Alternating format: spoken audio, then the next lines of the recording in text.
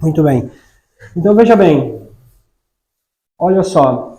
Quem conhece ali, nós vamos falar mais à frente, mas aquela pessoa ali, obviamente, ela é Ellen White, e lá está um barco.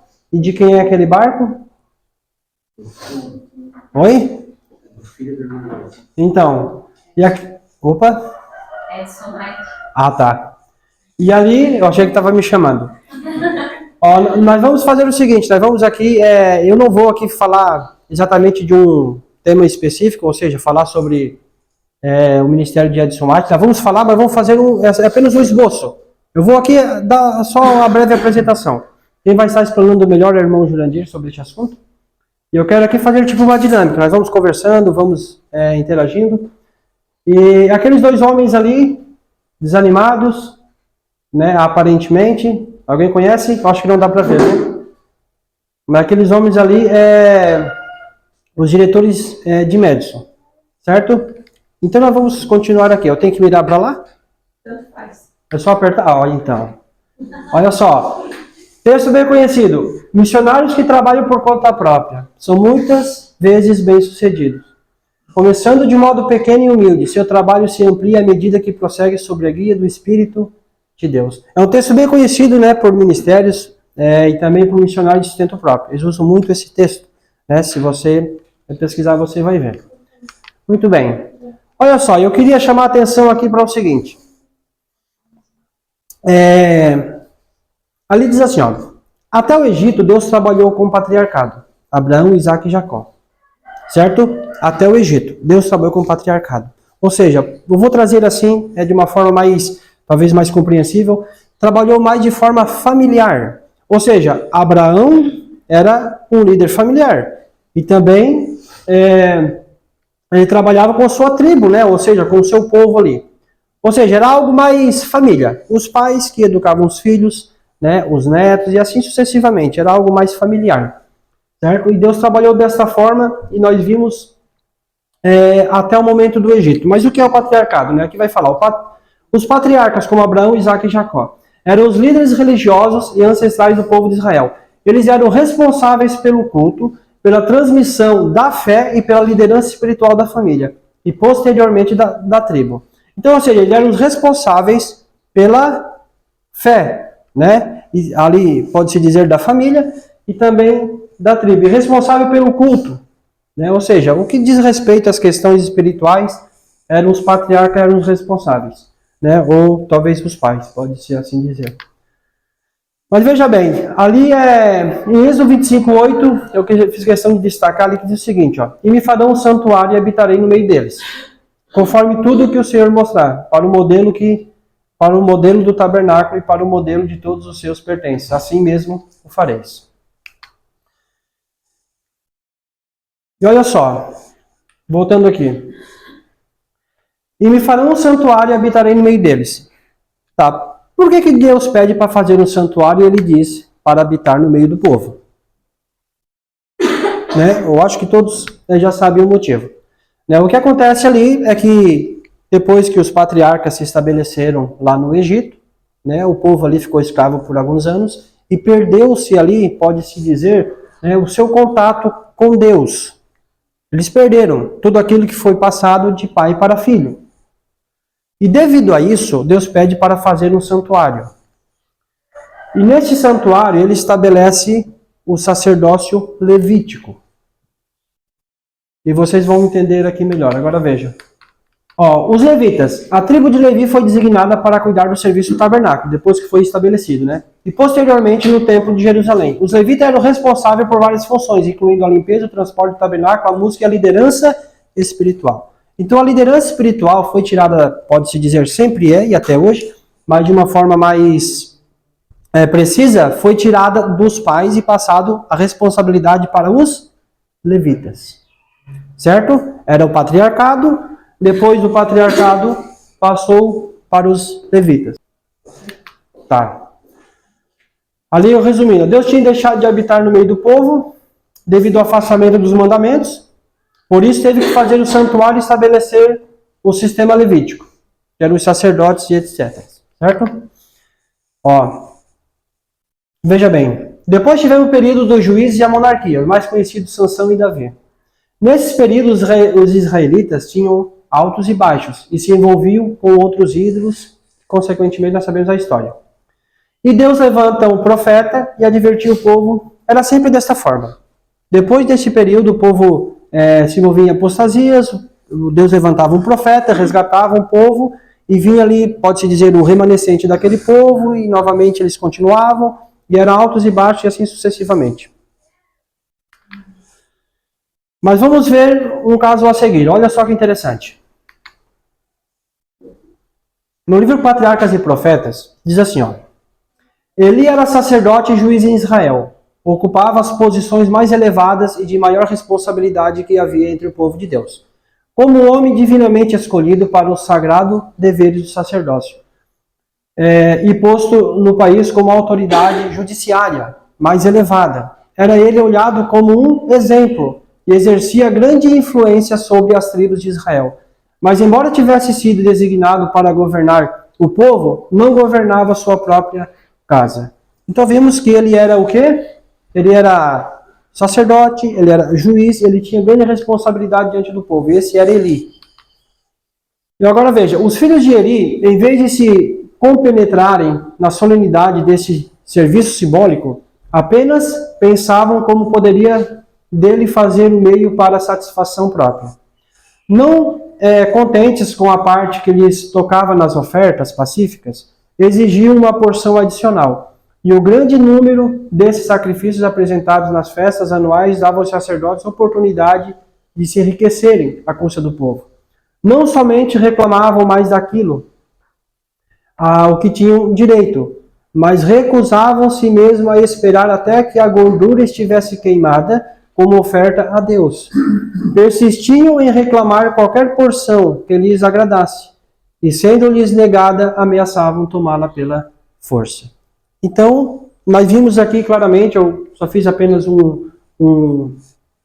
ali 2 textos, fazendo um esboço sobre a situação que estava na época, dos sacerdotes que estavam o quê? Infelizmente corrompidos. Né? Nós vimos ali. E nós vamos, se nós estudarmos mais profundamente sobre este ponto, eram 3 pecados que ali o sacerdócio ali estava, pode-se dizer, bem enraizado. Eles estavam ali profundamente envolvidos, que era a intemperança, né, a glutonaria e a arbitrariedade. Né? Você pode ver que ali fala ali, ó, que persistiam em reclamar qualquer porção que lhes agradasse, e sendo-lhes negada, ameaçavam tomá-la pela violência. Ou seja, eles meio que trabalhavam com o povo, meio não, eles trabalhavam com as pessoas, né, com autoridade. Eles faziam, como se diz, na marra. Certo? Então veja, eles não respeitavam a liberdade de consciência. Mas quando os sacerdotes, a liderança começou a fazer o mesmo, Deus tomou uma decisão. Então veja, o povo ele errava, o povo se envolvia em apostasia, Deus levantava um profeta e ali resgatava o povo novamente. Mas neste momento, nós não vamos falar, envolve muitas coisas, mas nós vamos falar de um assunto que é o assunto de hoje. Então, olha, no livro Educação, diz assim, ó, preste atenção. Todas as vezes que em Israel foi posto em prática o plano divino de educação, seus resultados testificaram de seu autor. Mas em muitíssimos lares, o ensino designado pelo céu, bem como os caracteres por eles desenvolvidos, eram igualmente raros. O plano de Deus não se cumpriu senão parcial e imperfeitamente.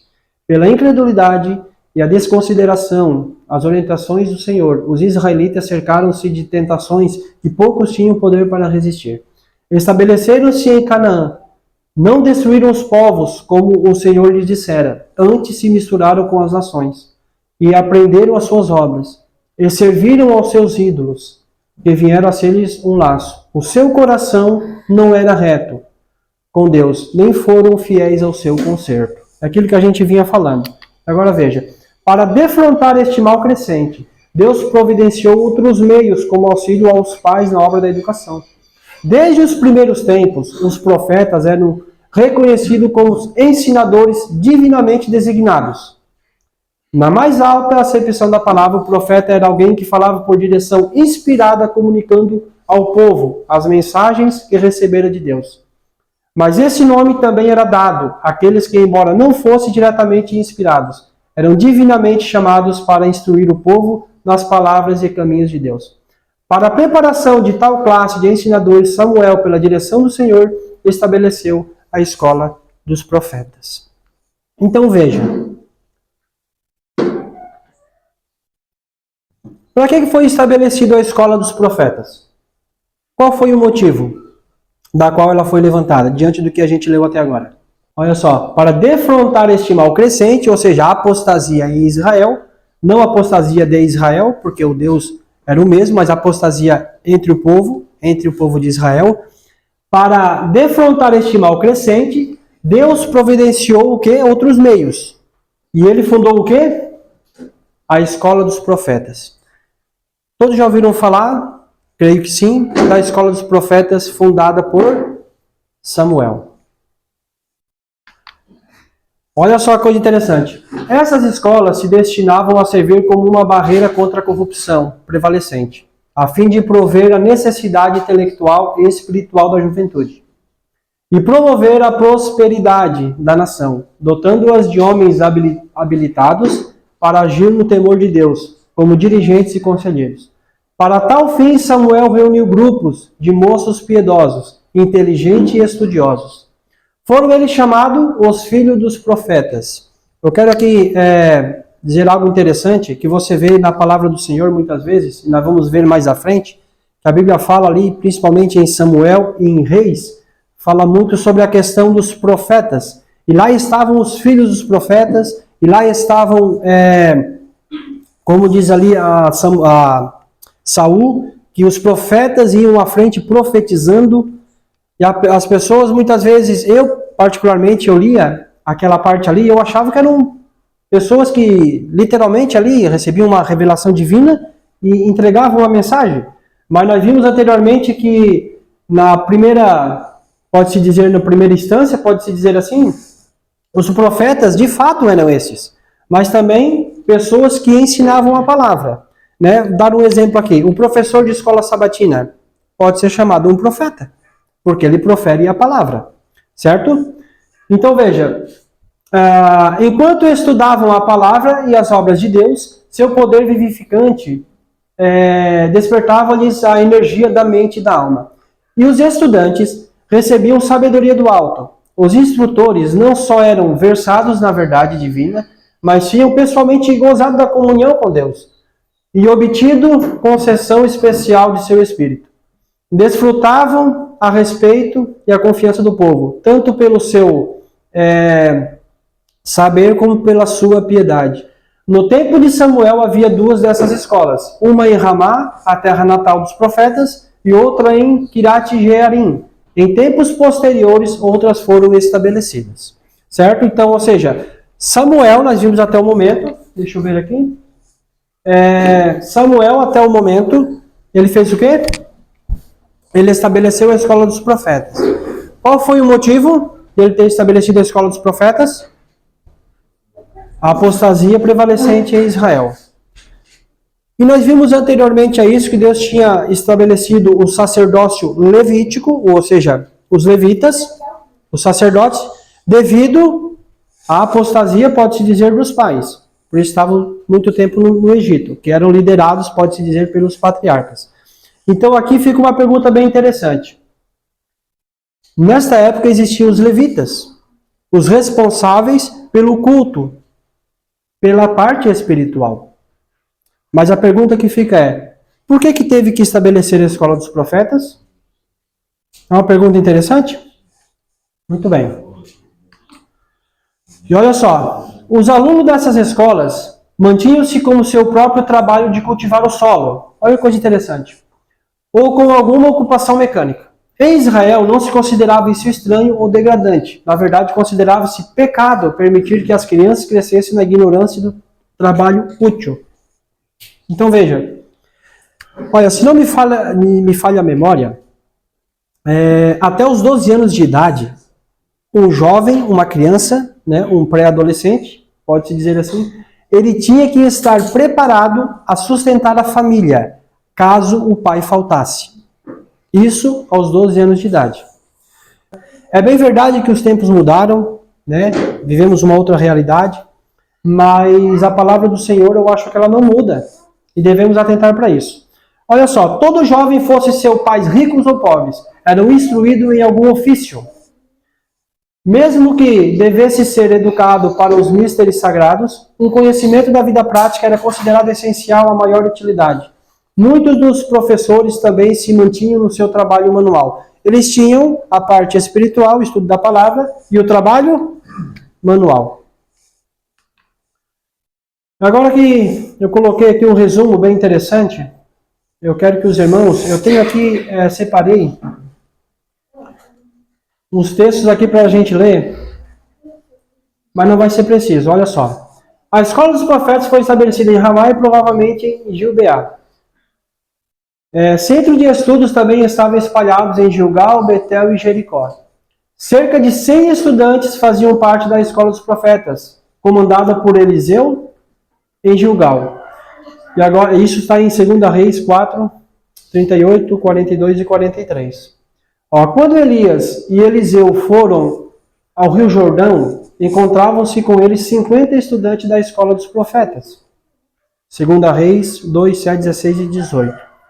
O estilo de vida deles era em comunidade, em uma casa comum, na companhia dos profetas, né? Lembrando aqui que os profetas, da qual está falando ali, né, existia o profeta que era divinamente inspirado e os profetas que eram ali os professores, certo? Muito bem, eu estou ali. Alguns deles eram casados e tinham filhos. Isso está em 2 Reis 4:1. E acompanhavam os homens de Deus, por isso eram chamados de filhos dos profetas. Então, ou seja, pode-se dizer, assim, eu estou aqui parafraseando. Samuel, quem era discípulo de Samuel, era chamado de filho dos profetas. Então, quando você lê a Bíblia e você se deparar com essa passagem, você já deve saber que eram o quê? Os filhos dos profetas eram os que estudavam na escola dos profetas. Eram os alunos. A escola dos profetas dava também aos estudantes uma formação musical, a fim de que pudessem oferecer ao Senhor música de qualidade para adoração a Deus. Então eles aprendiam ali diversas coisas, né? Eles aprendiam ali sobre a questão, a parte da palavra, a parte do cultivo e a parte espiritual, né? Como a música que agrada a Deus, né? E, enfim, outros pontos interessantes. Mas vamos ver um detalhe interessante sobre Jesus e João Batista.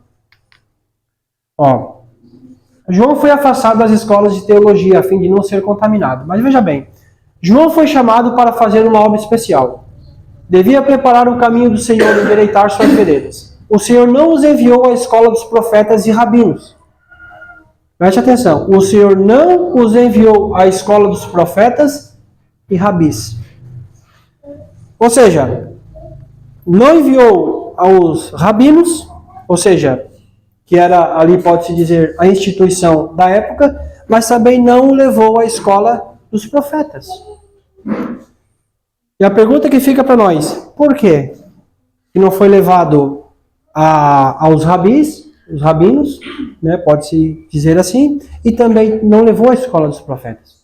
Provavelmente estavam corrompidas também no seu tempo. Levou-os para fora do ajuntamento dos homens, ao deserto, a fim de aprenderem da natureza e do Deus da natureza. Deus não desejava que ele tivesse o molde dos sacerdotes e príncipes. Foi chamado para fazer uma obra especial. O Senhor foi quem lhes deu uma mensagem. Porventura, foi ele aos sacerdotes e príncipes para lhe perguntar se podia proclamar a mensagem? Não. Deus o afastou deles, para que não fosse influenciado pelo seu espírito e ensinamentos. E depois ali embaixo diz que, segundo a ordem natural, o filho de Zacarias teria sido educado para o sacerdócio. A educação da escola dos rabinos, no entanto, tê-lo-ia incapacitado para a obra. Deus não o mandou aos mestres de teologia para aprender a interpretar as Escrituras. Chamou ao deserto a fim de aprender acerca da natureza e do Deus da natureza. Já vamos mais para frente, já vamos comentar um pouco. Olha só, o menino Jesus não se instruiu na escola das sinagogas. Sua mãe foi seu primeiro mestre humano.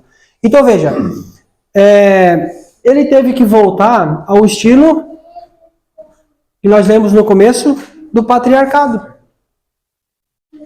Então, Deus tinha um patriarcado. O patriarcado, por ali se estabelecer no Egito, ali perderam todos os seus princípios, os mandamentos do Senhor. Deus teve que bolar um plano, tirou eles do Egito e levou para o deserto. Chegando lá no deserto, ele fez ali o santuário para poder ser mais didático e trabalhar com o povo que tinha perdido os seus princípios. E ele estabeleceu o sacerdócio, os levitas. Por causa da fidelidade dos levitas, ele levantou o sacerdócio. E ele disse assim, como os pais estão incapacitados para ensinar, perdendo todos os princípios, os levitas vão ser responsáveis agora pelo povo. Só que chegando no tempo de Jesus e João Batista, agora voltando a melhor ali, e no tempo de Samuel, esse povo também, os levitas, tinham se corrompido. Nós vimos ali a questão, ali o Eli e seus filhos. E Deus teve que bolar um outro plano. E ele estabeleceu, pela orientação do Senhor, a escola dos profetas. Mas chegando no tempo de Jesus e João Batista, a escola dos profetas também tinha se corrompido. E ele teve que voltar ao estilo que ele ensinou desde o princípio, que era o patriarcado. E veja, dos lábios dela, ou seja, da sua mãe, e dos rolos dos profetas, aprendeu as coisas celestiais. As próprias palavras que ele ditas a Moisés para Israel, eram-lhes agora ensinadas aos joelhos de sua mãe. Ao avançar da infância para a juventude, não procurou a escola dos rabis, não necessitava da educação obtida de tais fontes, pois Deus lhe servia de instrutor. Ninguém era, preste atenção, considerado apto para ser mestre religioso, a menos que houvesse estudado na escola dos rabinos. E tanto Jesus como João Batista foram apresentados como ignorantes, porque não receberam esse preparo.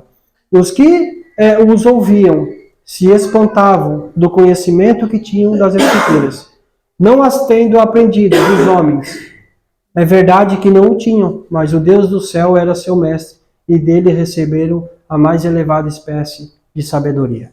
Então, quem ensinou Jesus e João Batista? A mãe de Jesus a ensinou. E elas eram o quê? A mãe de Jesus e a mãe de João Batista? Eram primas. E elas tinham muita intimidade. A mãe de Jesus e a de João Batista. E ali diz, ninguém era considerado apto para ser mestre religioso, a menos que houvesse estudado na escola dos rabinos. E se você estudar, não vai ser o assunto de hoje. Se você estudar, você vai ver e perceber e entender por que os profetas não eram aceitos em Israel. Por que os profetas eram rejeitados em Israel? Porque os profetas não eram credenciados, eram leigos, assim como eu e você. E daí, veja bem, tinha ali o sacerdote, que era o responsável pelo povo, o credenciado, e aparecia lá como se diz, um João Ninguém, um camponês, que vinha com uma mensagem para dar ao povo. E aí, será que eles aceitavam? E nós vamos ver mais para frente sobre Jesus ali um detalhe bem interessante.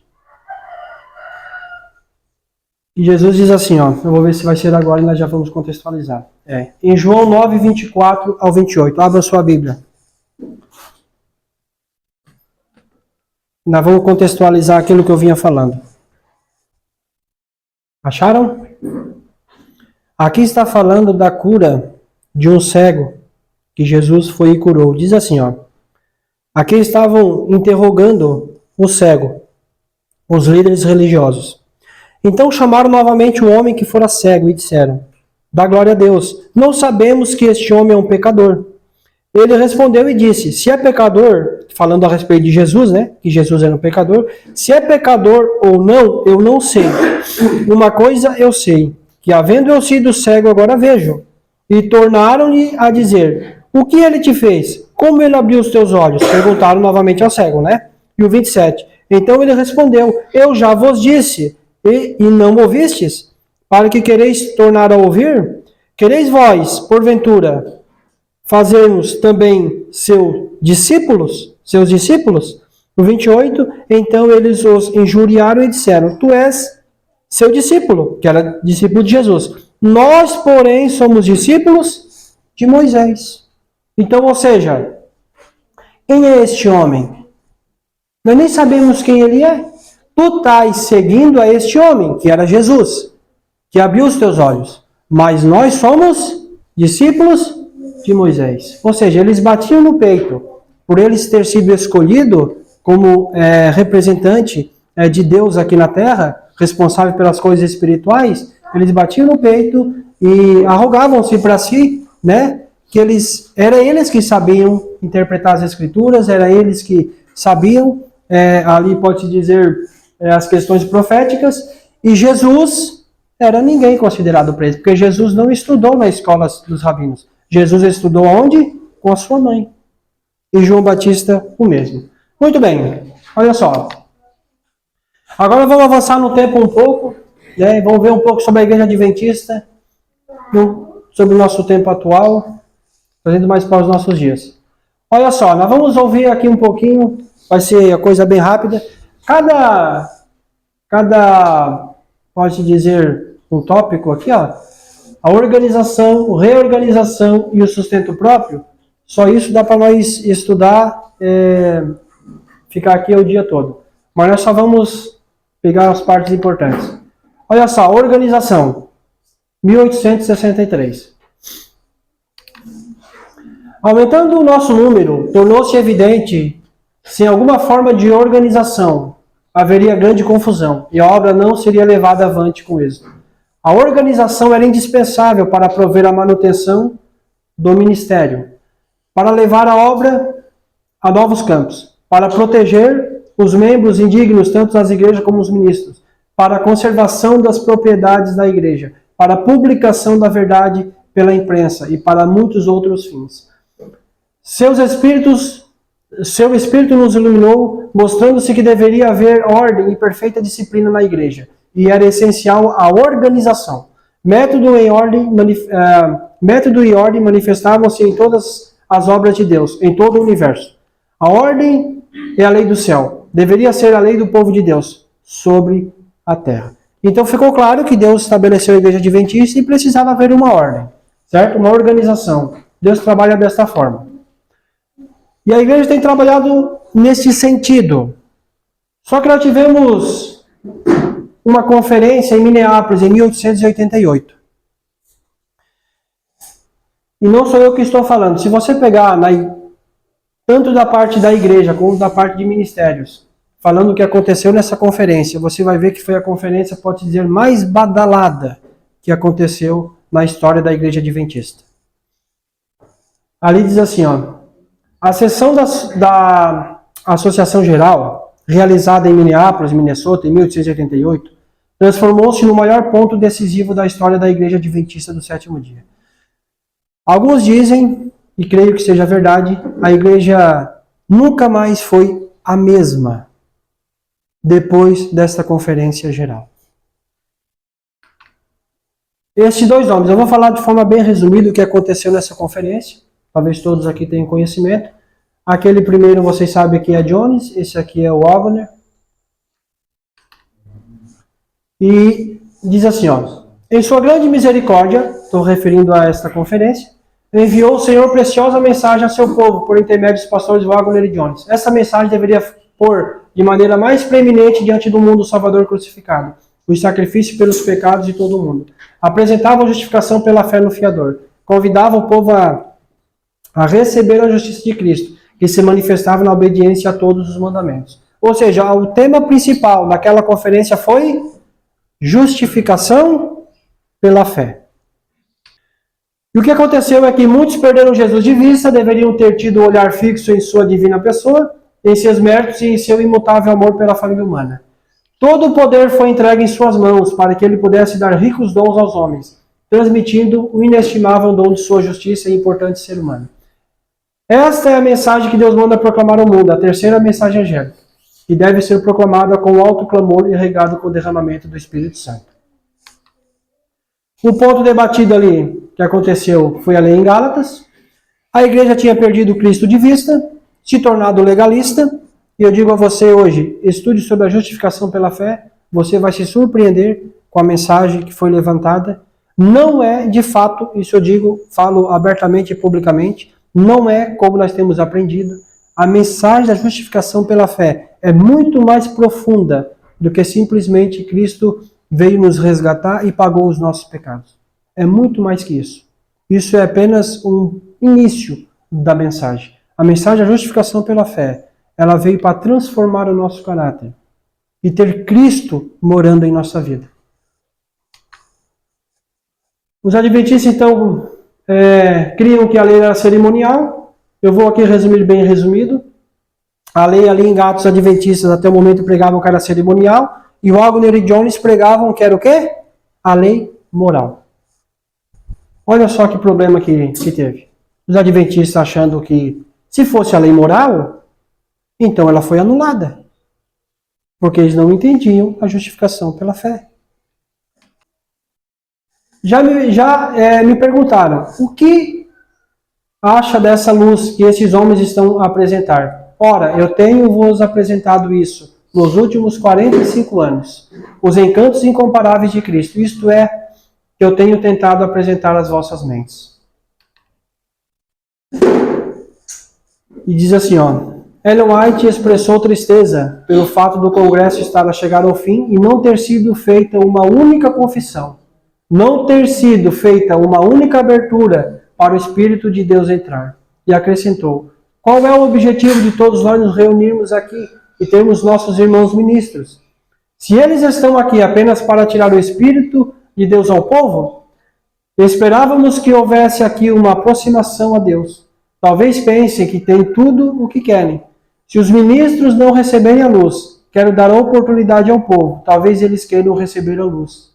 Ali está as fontes. Então, ou seja, a liderança rejeitou a mensagem. Não aceitaram a mensagem. E ela diz o seguinte, já que os ministros não aceitam a mensagem, eu quero dar uma chance ao povo. Quem sabe eles aceitem a mensagem. E diz assim, depois deste momento, depois desse acontecimento, aproximadamente aí 3 anos depois, Ellen White ela diz o seguinte, o que necessitamos agora é de uma reorganização. Precisamos começar pelos alicerces e edificar sobre um princípio diferente. Pois bem, desejo dizer que Deus não pôs algum régio poder em nossas fileiras para controlar este ou aquele ramo da obra. O trabalho tem sido muito restringido pelos esforços para controlá-lo, em todo o sentido. Precisa haver uma renovação, uma reorganização. Tem de ser introduzido um poder e vigor nas comissões que não são necessários. Então veja, nós vimos a organização e vimos até a Conferência Geral. Depois da Conferência Geral, ela já fala em reorganização. Isso é o que está escrito ali. E veja, reorganização e sustento próprio. Depois da Conferência Geral, Ellen White ela começou a apoiar essas linhas. E nós vamos ver aqui o seguinte. O exemplo de James e Edson White. Era o filho de Ellen White. Quem conhece ali, como a gente tinha visto no começo?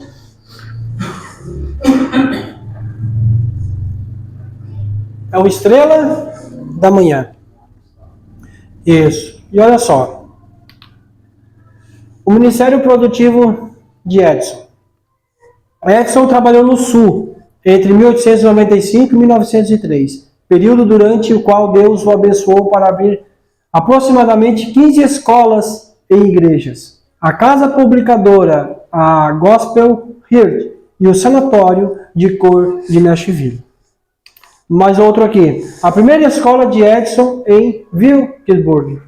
Olha só, Edison abriu a sua primeira escola em Wilkesburg na esquina de Walnut Street com a West First Avenue em 1895. Então veja o trabalho da qual ele fez. Então a gente muito pouco conhece sobre Edson White. A igreja muito pouco fala. Mas nós vimos que ele trabalhou muito nessas linhas. E olha outra coisa interessante. A escola missionária foi transferida ali em Wall Street para ali que eu não consigo ler para os irmãos. E diz assim, ó, Ellen White pregou o sermão de dedicação a essa escola e capela, a 18 de março de 1901. Ou seja, Ellen White estava presente nesta oportunidade. Agora vamos ver outra. Olha só, isso são trabalhos de Edson White. Em 1898, Edson lançou o Gospel Heard para informar os adventistas sobre a obra no Sul.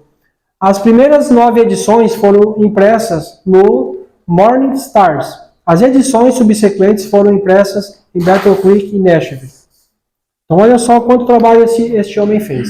Enquanto estava em Atlanta, Edson também teve outras preocupações. Lá ele concebeu um livro que chamaria de Cartilha Evangélica. O livro serviria a 3 propósitos. Geraria fundos para financiar o seu empreendimento missionário, e o outro ali seria útil para ensinar pessoas analfabetas a ler e transmitiria de forma clara e simples as mensagens da Bíblia. Aqui uma carta que Ellen White enviou a ele diz assim, ó, olha que coisa interessante. Você pergunta-me o que deveria fazer, o que deve fazer tendo a conta e o fato de ser dada tão pouca ajuda a este departamento da obra em que está a trabalhar. Eu diria, confie ao Senhor. Há um caminho aberto para si no que diz respeito a garantir ajuda para o Campo do Sul. Apele ao povo. Este é o único caminho que pode seguir dadas as circunstâncias. Não envie qualquer declaração sobre a situação através das nossas revistas religiosas, porque não será aceito. Envie diretamente ao povo. Então veja, Ellen White dá uma orientação a ele e diz assim, ó, olha, não envia esses pedidos para as linhas da igreja, porque ela não será aceita. Isso é um outro assunto para que a gente possa estudar, mas continuando aqui, ela diz assim, ó, envie diretamente ao povo, né? Ou seja, diretamente às pessoas. Os caminhos de Deus não devem ser contrariados pelos caminhos do homem. Há aqueles que têm recursos e não darão grandes, pequenas somas, ou seja, recursos, né, para apoiar o ministério. O Senhor não especificou nenhum canal regular através do qual os meios devem passar. Muito bem, aí está em Spalding Maguen, o livro do qual nós já lemos aqui. E agora vamos aqui falar um pouco sobre Madison, a linda fazenda de Deus. Olha só, aqui novamente a foto da qual a gente estava ali no começo. E um detalhe interessante, a escola de Madison no tempo de Ellen White localizava-se em Madison, então o nome da escola não era Madison, certo? Era porque ela se localizava em Madison. Estabelecida com a orientação de Ellen White como um lugar ideal para o trabalho nos Estados Unidos, especificamente para atender às necessidades de educação no Serviço do Sul. E ela diz assim, ó, a classe de educação dada na escola Madison é de tal que será considerada como um tesouro de grande valor por aqueles que se dedicam às obras missionárias em campos estrangeiros. Meus irmãos, não permitam que obstáculo algum seja posto no caminho de homens e mulheres que estão procurando obter uma educação como a que estão recebendo da escola Madison. Eles estão trabalhando segundo a direção do Senhor. Continuando aqui, a escola de Madison não só educa no conhecimento das Escrituras, como também dá treinamento prático e capacita os alunos a sair como missionários de sustento próprio, nos campos para quais são chamados. Em sua obra em Madison, os irmãos Sander e Maguen, bem como seus colaboradores, têm suportado provações com nobreza. Os estudantes aprendem a cultivar as próprias lavouras, a construir as próprias casas e cuidar com sabedoria do gado e de aves. Então veja que eles aqui tiveram um molde de que no qual nós lemos no começo, da escola dos profetas, fundada por Samuel. Eles aprendem a se tornar autossustentáveis e não poderiam receber treinamento mais importante do que esse. Desse modo, obtêm uma educação valiosa para a utilidade nos campos missionários. Aqui, ó, algumas áreas, que são várias, que eles trabalhavam. Olha só. A quinta, alguém sabe o que é quinta? Fazenda Uma área? É uma área de terra. Isso, uma quinta. Expressão portuguesa, quer dizer, Ah, entendi. se fosse uma chácara. Uma chácara. Tá. Laticínios, pomar e vinha, fábrica de azulejos, fábrica de vassouras, criação de aves, de capoeira, é o que está dizendo ali, eu acho que é a galinha do campo, né? Acho que está falando da caipira, né? Fábrica de leite de soja, loja de limpeza e a seco, lavandaria, sapataria, a costura de confecções e ali por diante gráfica, enfim. Olha só, aqui tem algumas fotos da qual a enfermagem também, a costura, né? Ou seja, quem aqui sabe costurar? Qual mulher aqui sabe costurar? Sabe costurar mais ou menos? Né? Outros ali mais ou menos. Então veja, há 50 anos atrás, provavelmente a maioria das mães sabia costurar. E você já sabe mais ou menos. 60 ou 70 anos. Ó. Então olha só, outra coisa. Os nossos filhos vão saber costurar ou sabem costurar? Então a gente vê que com o passar do tempo nós vamos esquecendo.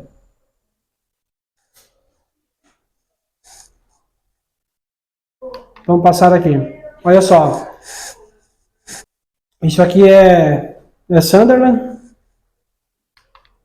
Isso aqui é uma foto dele com a esposa dele, jovem, né, para quem nunca tinha visto. Esse aqui ele já com uma certa idade. Isso aqui é Magen, o companheiro dele. Aqui é ele já com uma certa idade também avançada. E aqui é ele juntamente com o Magen e outra pessoa. Essa outra pessoa eu não sei informar quem é. Dizem que eles trabalhavam em 3, mas não tem nenhum registro, pode-se assim dizer. Pode ser Bulhão. Pode ser o pastor Bulhão, parecido. O exemplo da escola de Madison. Ali está a liderança da escola de Madison. E como eu falei, isso aqui não é uma pregação. Eu tive aqui o momento da qual tivemos aqui foi para o seguinte: missionários que trabalham por conta própria são muitas vezes muito bem-sucedidos, começando de modo pequeno e humilde. Seu trabalho se amplia à medida que prossegue sob a guia do Espírito de Deus. Mas que essa seja a nossa motivação. Nós possamos estudar mais sobre esses assuntos, nós possamos ter mais conhecimento e que o Espírito Santo possa nos conduzir em cada momento de nossa vida.